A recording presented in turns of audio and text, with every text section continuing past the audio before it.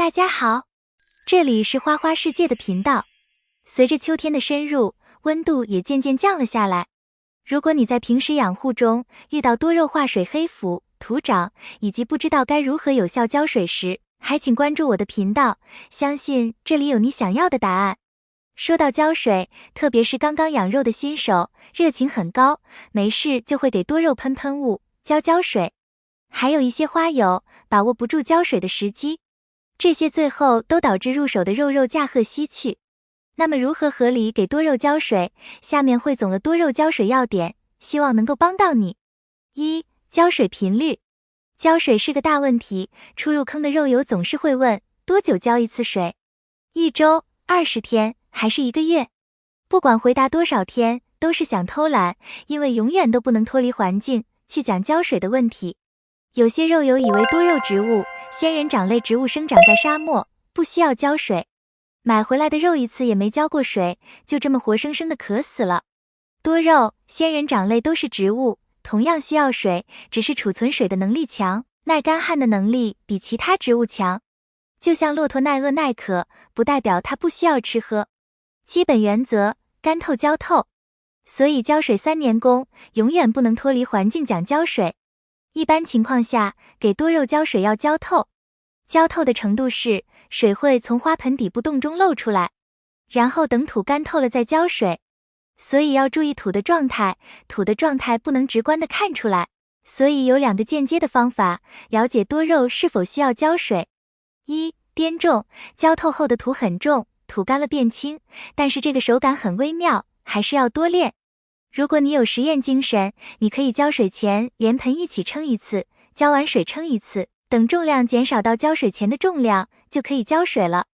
2. 观察叶片。健康的多肉，浇完水之后过一段时间，叶片会变得很饱满，等最外层叶片变软的时候，说明多肉缺水了，这个时候浇水最合适了，可以把多肉越养越胖。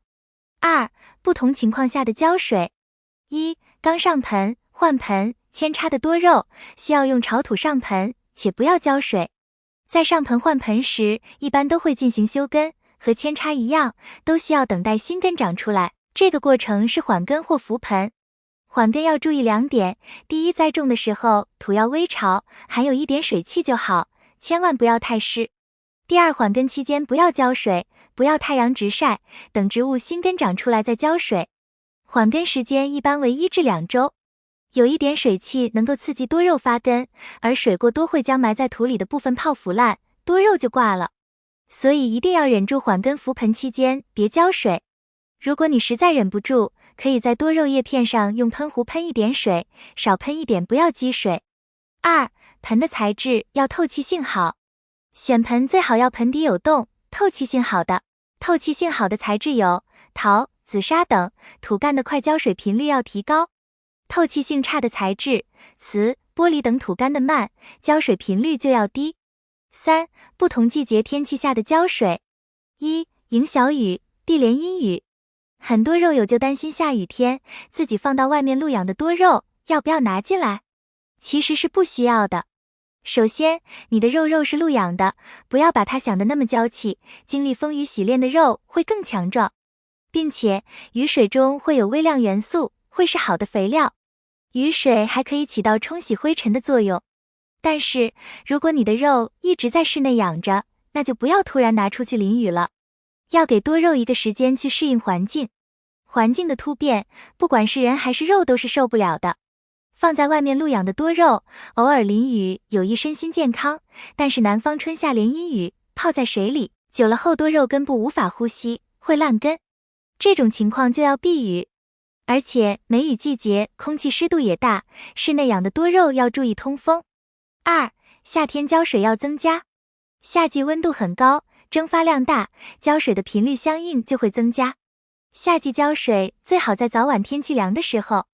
早上浇水的话，一定要注意不要有水珠留在叶片上，一滴水在叶片上就是凸透镜，会聚焦阳光灼伤叶片。从自来水管中接的水，不要直接拿来浇花，要放置一段时间后再浇，刚接的水一般都很凉，而夏季植物本身温度受环境影响会比较高，突然浇特别凉的水，刺激多肉根部活动减弱，水分吸收能力降低。3. 冬天多肉在室外要断水，室内要通风。冬季仍然露养的小伙伴，减少浇水的频率，甚至断水，不然植物水分含量大的时候，温度过低可能会冻伤。而断水的多肉会进入休眠状态，叶片包起来，含水量减少，新陈代谢也降到最低，用这种方式来抵御极端环境。一般的多肉5度以下最好搬到室内，即使在强悍的多肉，气温低到结冰也会阻止冻伤难以康复。冬季室内养多肉的小伙伴也要减少浇水的频率，注意通风。这里我推荐不要断水，少浇，但是不断水，下一年春天的时候好恢复一些。4. 春秋季节也要浇透唤醒，干透浇透。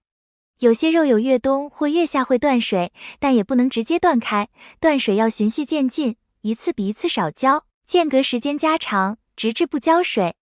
春秋唤醒也要慢慢从少浇增加，频率增加，最后再一定要浇透一次，给多肉一个该醒了的信号，这之后就可以正常浇水了。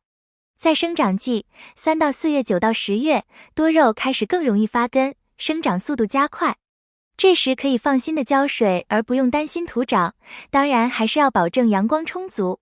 总结，给多肉浇水是门学问，需要我们不断的摸索积累养护经验。新手朋友还有很长的路要走，有经验的则可以精益求精。最后再提醒一下，千万不要按天浇水，一定要学会判断。以上就是今天要分享的内容，浇水的问题若你还有，欢迎在评论区留言。如果你喜欢我的内容，请点赞、关注、转发给更多人看到。感谢你的观看，感谢粉丝一直以来的喜欢和支持，我们下期见。